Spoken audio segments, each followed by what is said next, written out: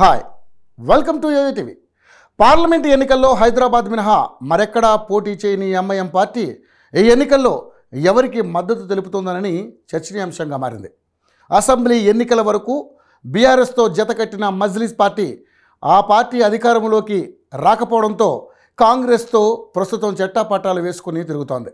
అయితే పార్లమెంటు ఎన్నికల్లో పతంగి పార్టీ ఎవరికి మద్దతు ఇస్తుందని ఆ పార్టీ శ్రేణులు ఆశగా ఎదురుచూస్తున్నారు. అసెంబ్లీ ఎన్నికల్లో బీఆర్ఎస్కు మద్దతు ప్రకటించినప్పటికీ నిజామాబాద్ జిల్లాలో మజ్లిస్ పార్టీ నాయకులు కొందరు కాంగ్రెస్కు, మరికొందరు బీఆర్ఎస్కు మద్దతు పలికారు. బోధన్లో సుదర్శన్ రెడ్డి గెలుపులో అర్బన్లో షబ్బీర్ అలీ రెండో స్థానం రావడంతో మజ్లిస్ పార్టీ నాయకుల హస్తం ఉందనేది జగమెరిగిన సత్యం. ఇప్పటి వరకు ఎంఐఎం అధినేత పార్లమెంట్ ఎన్నికల్లో ఎవరికి మద్దతు బహిరంగంగా ప్రకటించకపోయినా స్థానిక లీడర్లు మాత్రం మజ్లిస్ మద్దతు కోసం తహతలాడుతున్నారు. హైదరాబాద్ తర్వాత మజ్లిస్ పార్టీ బలంగా ఉన్నది. నిజామాబాద్ జిల్లాలో మాత్రమే నిజామాబాద్ నగర డిప్యూటీ మేయర్తో పాటు 16 మంది కార్పొరేటర్లు ఉండగా బోధన్లో 8 మంది కౌన్సిలర్లు, ఆర్మూర్లో ఏకైక కౌన్సిలర్ ఉన్నారు. నిజామాబాద్, బోధన్లో మజ్లిస్ పార్టీ మద్దతు ఉన్నవారికే బల్దియాపై జెండా ఎగరవేయడం ఆనవాయితీగా వస్తుంది. గడిచిన మున్సిపల్ కార్పొరేషన్ ఎన్నికల్లో నిజామాబాద్ బల్దియాలో బీజేపీ 29 మంది కార్పొరేటర్లు గెలిచినప్పటికీ అక్కడ బలమైన మజ్లిస్ పార్టీ 16 మంది కార్పొరేటర్లు మూకుమ్మడిగా బీఆర్ఎస్కు మద్దతు తెలపడంతో 13 స్థానాలను గెలిచిన బీఆర్ఎస్ మేయర్ పీఠం దక్కించుకుంది.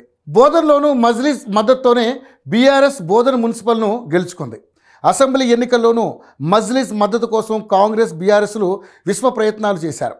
దశాబ్ద కాలంగా బీఆర్ఎస్తో పతంగి పార్టీ దోస్తానా చేయడంతో అసెంబ్లీ ఎన్నికల వరకు అది కొనసాగింది. కానీ అసెంబ్లీ ఎన్నికల్లో మజ్లిస్ అధినేత ఆదేశాల కన్నా స్థానిక పరిస్థితులకు అనుగుణంగా ఆనాడు కార్పొరేటర్లు, కౌన్సిలర్లు, స్థానిక లీడర్లు కాంగ్రెస్కు మద్దతు తెలిపారు. అయితే ఫలితాల్లో మిశ్రమ ఫలితాలు రావడంతో గెలుపోటములపై మాట్లాడేందుకు ఆ పార్టీ నాయకులు ఎవరూ ఆసక్తి చూపలేదు.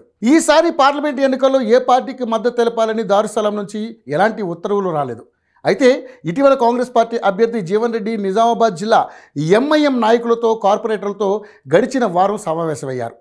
తనకు ఎన్నికల్లో మద్దతు ఇవ్వాలని కాంగ్రెస్ మైనార్టీ నాయకులతో కలిసి రాయబారం నడిపారు. అది గడిచి వారం రోజులు కాకముందే ఈ నెల 27న ఎంఐఎం కార్పొరేటర్లు, మజ్లిస్ పార్టీ జిల్లా నాయకత్వం బీఆర్ఎస్ ఎంపీ అభ్యర్థి బాజిరెడ్డి గోవర్ధన్ రెడ్డి, మాజీ ఎమ్మెల్యే బిగాల గణేష్ గుప్తాతో భేటీ అయ్యారు.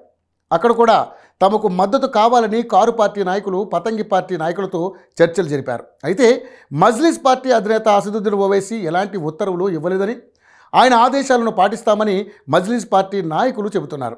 పతంగి పార్టీకి, బీజేపీకి మొదటి నుంచి వైరం కొనసాగుతున్న విషయం తెలిసిందే. పచ్చ పార్టీకి కారు లేదా చేతి గుర్తు పార్టీతోనే దోస్తానా అనేది చాలా రోజులుగా కొనసాగుతున్న విషయం తెలిసిందే. బీజేపీ సిట్టింగ్ ఎంపీ ఉన్న నిజామాబాద్ పార్లమెంటు సెగ్మెంట్లో బలంగా ఉన్న ఎంఐఎం మద్దతు కూడగట్టుకోవాలని కాంగ్రెస్, బీఆర్ఎస్లు విశ్వ ప్రయత్నాలు చేస్తున్నాయి.